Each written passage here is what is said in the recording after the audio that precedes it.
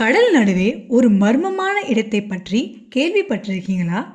அங்கே உப்பு நீருக்கு மத்தியில் இனிப்பு நீர் எப்படி தோன்றியது தெரியுமா? வாருங்கள், ராமேஸ்வரத்தின் வில்லூண்டி தீர்த்தத்தை பார்க்கலாம்.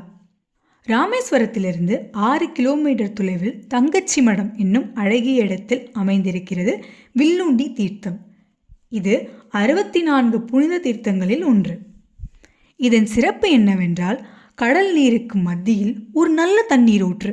ஆம், 120 அடி நீளமுள்ள ஒரு பாலம் வழியாக சென்றால் கடலுக்குள் இந்த மாயாஜால ஊற்றை பார்க்கலாம்.